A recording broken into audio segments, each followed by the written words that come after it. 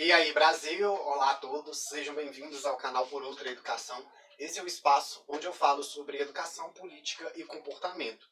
No vídeo de hoje, eu quero explicar como funciona a estrutura da educação brasileira e passar a falar sobre isso para a gente melhorar a nossa compreensão de como funciona a institucionalidade da educação no Brasil, separando, cada, vamos dizer, instância, cada função, cada competência, cada responsabilidade de cada ente federativo nesse serviço público, que é muito importante e fundamental para um Estado forte, um Estado inteligente, próspero, moderno.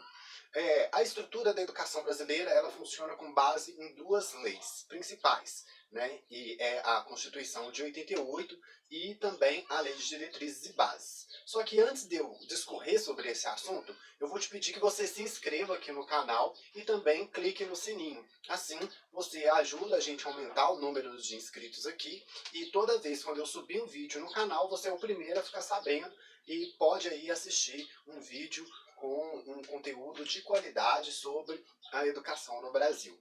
A Constituição de 88, ela delegou para os demais serviços públicos uma certa descentralização administrativa.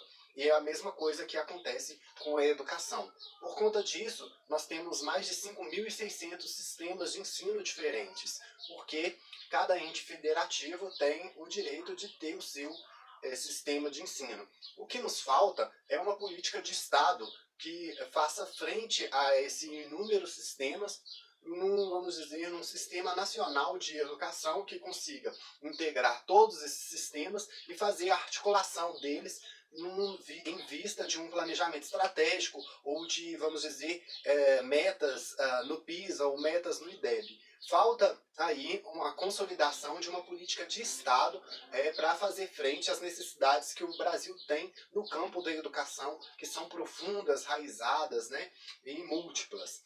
Dito isso, a gente entende que, mesmo com o artigo 211 da Constituição, que prevê regime de colaboração entre a União, os estados e municípios, isso ainda não é suficiente para fazer frente aí aos problemas estruturais da educação que se desdobram em outros. É importantíssimo falar sobre qual é o funcionamento da educação brasileira, que ela gira sempre em torno de sistemas, de instâncias de governança, de competências, responsabilidades, níveis e modalidades de ensino. A União ela é responsável pela organização do ensino superior, do ensino federal e também de estabelecer as diretrizes e bases da educação a nível nacional.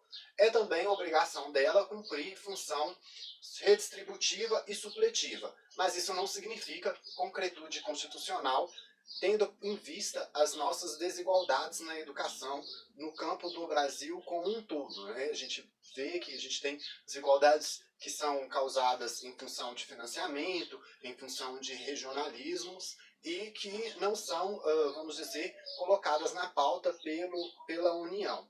Ainda mais num contexto de um governo Bolsonaro, que é um governo completamente obscurantista, contra a educação, anti-educação, porque não é só olhar o passado que já foi acumulado no governo Bolsonaro dentro do Ministério da Educação, com o Vélez, com o Weintraub e com a influência do Olavo de Carvalho, como a gente temos aí no período aí de um não lugar na discussão do Fundeb, muito pelo contrário, na tentativa de atrapalhar o Fundeb, e hoje a gente vê dinheiro da educação saindo do Ministério da Educação para cumprir aí um orçamento do Ministério da Defesa. Os estados e municípios têm uma grande responsabilidade na educação básica. É preciso que a gente tenha uma maior compreensão disso, porque a gente acaba pensando na educação e levando esse problema para a União. Os estados e municípios são super responsáveis pela educação básica, porque eles são de uma certa forma, os grandes executores dessa educação e também os financiadores, porque é através do imposto do Estado e dos municípios é que é financiado o Fundeb. Então a gente tem que colocar na nossa cabeça e mudar a nossa mentalidade quando se diz a questão da educação básica é de responsabilidade do governo federal. Não é. É de responsabilidade do governo estadual e municipal. A educação básica no Brasil, ela é dever do Estado e ela é dividida entre educação infantil, pré-escola, ensino fundamental e ensino médio. O ensino infantil de 0 a 3 anos, a pré-escola de 4 aos 6, o ensino fundamental dos 6 aos 14 anos e o ensino médio dos 15 aos 17. Dentro da educação básica também é incluído o ensino médio técnico, que pode ter uma duração de 1 a 3 anos. A educação básica ela é compreendida dentro desses níveis de ensino, mas também são organizadas de acordo com a responsabilidade de cada um. Os municípios ficam com o ensino infantil, ensino fundamental, e os estados ficam com o ensino fundamental e o ensino médio. É importante a gente compreender isso porque tudo quando se trata da questão da educação, o normal é a gente levar esse problema para o governo federal. E nós temos que mudar a nossa mentalidade de acordo com a realidade institucional. A educação básica é obrigação dos governadores e dos prefeitos. Então, sempre quando lembrar da educação básica, lembre do local onde você vive. Tem uma escola municipal? Então ela é responsabilidade do prefeito. Tem uma escola estadual? Então ela é responsabilidade do governador.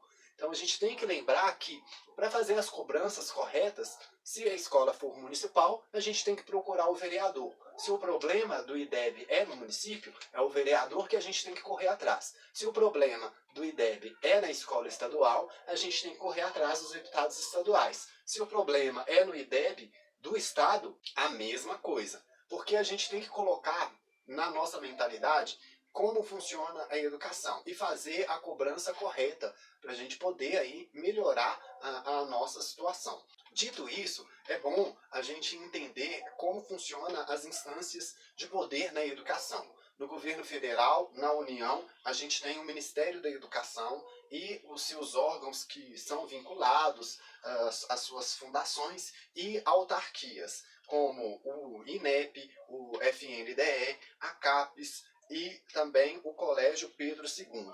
A gente tem o Conselho Nacional de Educação. Quando desce para os estados, a gente tem, né, a Secretaria Estadual de Educação, há também o Conselho Estadual de Educação e a Delegacia Regional de Educação, que é onde em muitos estados é chamado de Subsecretaria de Educação. No município, a gente tem a Secretaria Municipal de Educação e o Conselho Municipal de Educação. Dentro desse estratagema, a gente tem aí as modalidades do ensino, né? Que a gente passa pelo ensino médio técnico, que pode ser com concomitância interna ou externa, de acordo com como manda os Centros Federais de Ensino Técnico e Tecnológico, né? Os Cefets. E também temos a EJA, que é a Educação de Jovens e Adultos para aqueles alunos que não concluíram o ensino na idade certa. Temos a educação no campo, né, que também é dever do Estado, a educação para além dos centros urbanos e que tem até mesmo um programa específico, né, de educação.